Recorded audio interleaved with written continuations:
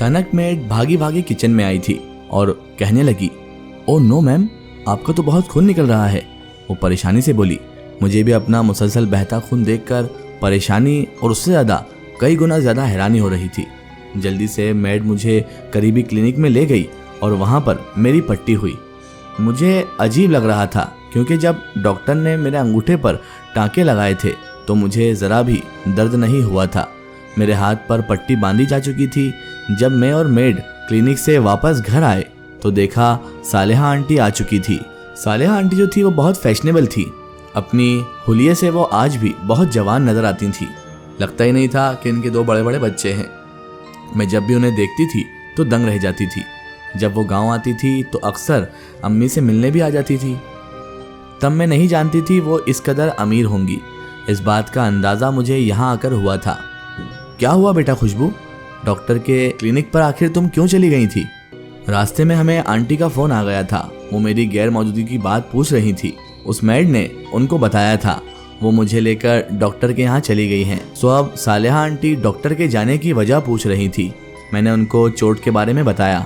शुक्र है चोट उल्टे हाथ पर लगी थी, अगर सीधे हाथ में लगती तो मसला हो जाता। ये सुनकर आंटी बहुत ज़्यादा मेड को डांटने लगी।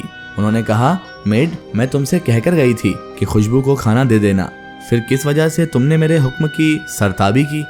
इस कोताही की क्या सज़ा दूँ मैं तुम्हें? आंटी की डांट सुनकर वो मेड उदास हो गई थी। मैंने आंटी को मेड को डांटने से और ज़्यादा रोका था। खैर, मेड अब हम दोनों के लिए खाना ले आई थी। खाने के दौरान मैं आंटी से बातें करने लगी थी। मैंने उनसे अंकल के बारे में पूछा था। वो कहने लगी, अंकल रात को लेट घर आए थे। मैंने इस बात में सर हिला दिया। मेरे दिल में आया मुझे उस कमरे के बारे में आंटी से बात करनी चाहिए, लेकिन फिर सोचा कि आंटी को बुरा भी लग सकता है, इसलिए फिर कुछ भी पूछने और बताने का इरादा मैंने तर्क कर दिया।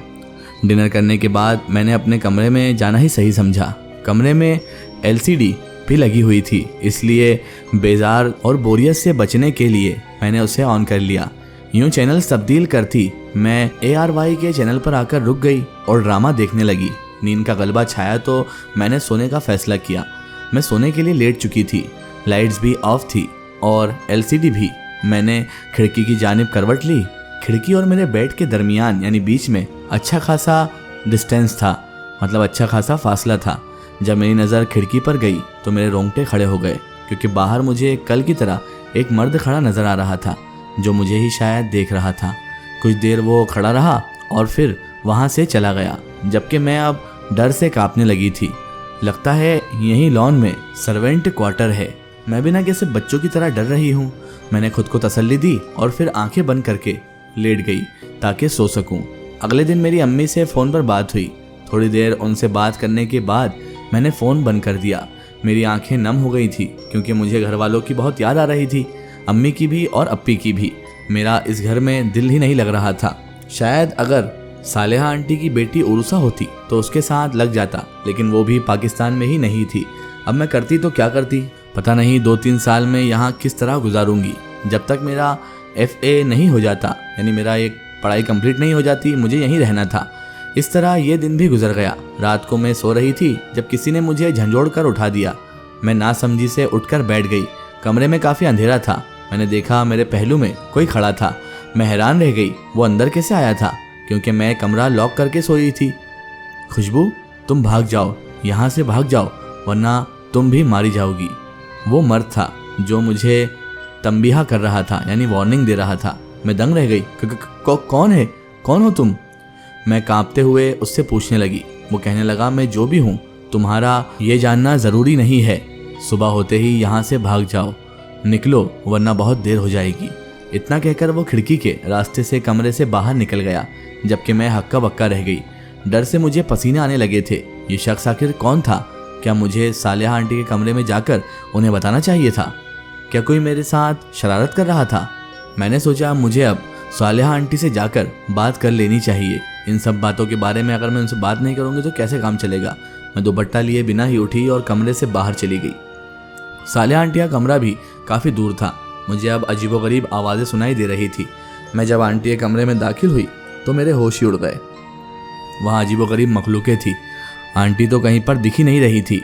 वो सब लोग गोश्त खा रहे थे उनके रंग सियाह थे। मैं ये खौफनाक मंजर देखकर वहीं बेहोश हो गई। जब मुझे होश आया तो सुबह हो चुकी थी और मैं अपने कमरे में थी। मुझे बेसाख्ता रात वाला मंजर याद आ गया। मैं तो बेहोश हो गई थी, फिर वापस कमरे में कैसे आई? दरवाज़ा भी लॉक था। इसका मतलब कल रात मैंने जो भी देखा वो मेरा ख्वाब था। मैंने अल्लाह का शुक्र अदा किया। सालिहा आंटी लॉन्ज में मौजूद थी। मैंने उनसे बात करने लगी। इस तरह ये दिन भी गुजर गया। यहाँ आकर बहुत अजीब लग रहा था। मैं रात को कमरे में चली गई। मैं नहीं जानती थी आज मेरे साथ क्या होने वाला था। दरवाजे पर दस्तक हुई तो मैंने दरवाजे का लॉक खोला। बाहर सालिहा आंटी खड़ी थी। वो मेरे लिए कॉफ़ी लेकर आई थी। मैं उनका शुक्र अदा करने लगी। मेरा दिल तो कॉफ़ी पीने को नहीं चाह रहा था, लेकिन आंटी का खुलूस देखकर मुझे कॉफ़ी पीनी पड़ी। कॉफ़ी जब खत्म हो गई तो नींद का गलबा छाने लगा। थोड़ी ही देर में मैं सो गई थी। सोते हुए अचानक से मुझे यूं महसूस होने लगा जैसे मेरे बदन से कपड़े अलग किए जा रहे हैं। इसके बाद यूं महसूस होने लगा कोई मुझे बुरी तरह छू रहा है। मैं ना हिल सकती थी, ना जुल सकती थी और ना कुछ देख सकती थी। इसी बेचैनी में रात गुजर गई। अगले दिन मैं उठी तो मेरी हालत अजीब सी हो रही थी। मैं अपने बैग की सेटिंग करने लगी तो किताब में से एक सफ़ेद रंग का खत मिला। मैं हैरानी से उसे पढ़ने लगी। खुशबू, इस घर से वापस अपने घर चली जाओ। यहाँ जिन्नात का बसेरा है। तुम्हारे अंकल आंटी और उनके बच्चे मर चुके हैं। ये जिन्नात तुम्हारे काफ़ी में दवा मिला देते हैं जिससे तुम्हें नींद का गलबा छा जाता है और तुम कुछ भी महसूस करने के काबिल नहीं रहती। अगर अपनी जान बचाना चाहती हो तो चली जाओ यहाँ से हमेशा हमेशा के लिए। ये खत जब तुम्हें मिलेगा तो मैं यहाँ नहीं होऊंगा। बाद में उम्मीद करता हूँ हमारी मुलाकात होगी। ये खत पढ़कर मैं थरथर काँपने लगी।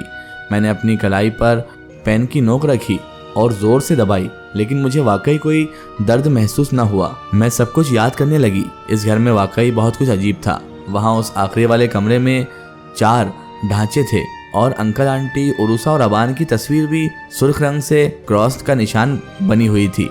मुझे यहाँ से चले जाना चाहिए। मुझे लगता है जो मंजर परसों रात मैंने देखा था वो मेरा ख्वाब नहीं था। मैं उस रात को याद करते हुए सोचने लगी जब मैंने जिन्नात देखे थे। मैं जल्दी से आईने के सामने आई।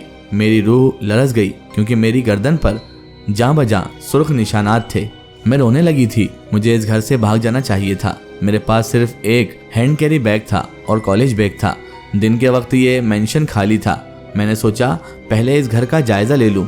अगर किसी ने मुझे इस घर से जाते देख लिया तो मेरी खैर नहीं है। मैं आंटी के कमरे में आ गई जो असल में मेरी आंटी थी ही नहीं। मैंने सोचा एक बार उनसे बात कर लेती हूँ। मैं डरती हुई आंटी के कमरे में आ गई। मैंने सर पर दुपट्टा ले रखा था। मैंने आते ही कहा, आंटी मैं 1-2 दिन के लिए घर वापस जाना चाहती हूँ। मुझे सबकी बहुत याद आ रही है। मैंने जानबूझकर कहा। वो कहने लगी, एक बार कोई इस घर में दाखिल हो जाए तो इसका कहीं भी जाना नामुमकिन होता है बेटा। उन्होंने पुरस्कार लहजे में कहा। मैं समझ गई थी वाकई ये मेरी आंटी नहीं है। मैंने जानबूझकर उन्हें कहा, अगर आप नहीं चाहते तो मैं यहाँ से अभी नहीं जाऊँगी। मैंने जानबूझकर कहा तो उसके चेहरे पर मुस्कुराहट फैल गई। इसका एक स्टोरी हम देखेंगे इसके अगले पार्ट में।